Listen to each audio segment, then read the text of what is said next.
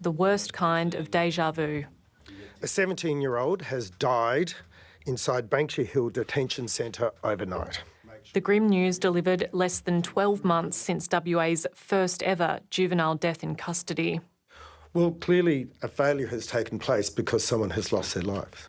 Authorities say the teenager arrived at Banksia Hill late on Tuesday, and that because he arrived intoxicated, he was initially held in the intensive supervision unit. On Thursday afternoon, he was moved to the general area before being locked in a cell for the evening. Over the course of the evening, we know he was checked 10 times by my staff. On the 11th occasion, just prior to 10 p.m, he was found unresponsive. Last October, 16-year-old Cleveland Dodd became the first person to die in youth detention in WA. The Indigenous boy self-harmed in his cell at Unit 18, a now notorious facility inside an adult prison, used by authorities to reduce pressure on the system.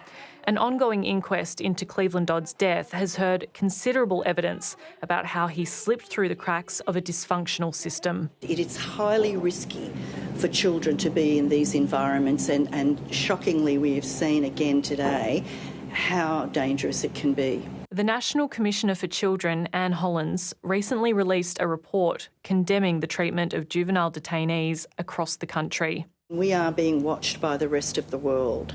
And it is time that we step up and recognise, in my view, that these are issues that states and territories on their own are unable to fix. The WA government insists the conditions for detainees have improved overall. When we came to government, the average muster at Banksia Hill was over 150.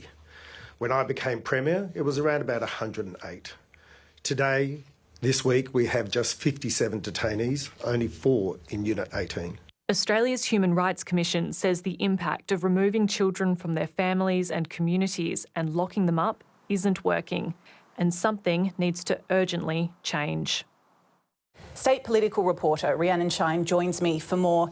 Rhiannon, what's been the government's response so far? Bree, there's no question that this was an incredibly difficult day for the Premier. You could actually see the emotion in his face. But what was striking about today was actually the tone of some of his comments, especially when asked if he had confidence in those responsible for youth justice. I have more confidence than ever before in terms of the way we are managing our juvenile detention facilities. Yeah, Bree, so to hear him express this kind of unwavering faith in management just hours after this death has kind of shocked and alarmed people. One of the observations from the inquest into the death of Cleveland Dodd has been this clear disconnect between senior management within the government and corrective services and frontline staff about what's actually going on inside. Even at the media conference, Paul Papalia referenced a visit from the Commissioner for Children and Young People. So I can tell you the Commissioner for Children and Young People was in Banksia Hill this week and gave a glowing report verbally to the Commissioner. And Rhiannon, how has the Commissioner for Children and Young People responded to that? The Commissioner's actually hit back at that characterisation. She's pointed to a report of hers from earlier this month, which she said highlighted systemic failures of successive governments that didn't put the needs of children and young people first. Since the death of Cleveland, the government has hired a new Director General and a new Commissioner. But in the wake of this latest tragedy, children's safety is still a matter of grave concern. Rebecca Trigger has a look now at how we arrived at this point. This was Banksia Hill a little over a year ago.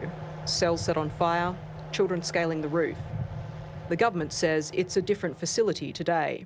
Things are vastly improved in terms of service delivery, staffing, resourcing, out-of-cell hours. Advocates worry the changes are cosmetic and not enough to stop the loss of more lives. This government needs to acknowledge that they need to be a fundamental reform that shifts Banksia Hill and Unit 18 towards proper rehabilitation. This is meant to be a place where people are meant to be feeling safe and protected and cared for. That obviously wasn't the case. Many thought the suicide of Cleveland Dodd would be a turning point. I thought that would be the catalyst for major system-level reform, and yet here we are again talking about the same issue. A fast-track coronial inquest into the teenager's death has revealed major red flags, including the fact he mostly spent 22 hours a day in his cell in the 3 months before he took his own life. The government says children are now spending less time confined to their cells, and there are fewer in the system. But some say that's not necessarily a sign of improvement. The decrease in numbers in Banksia Hill, which are now down to just under 60, so it's at half capacity, is not because of government's doing.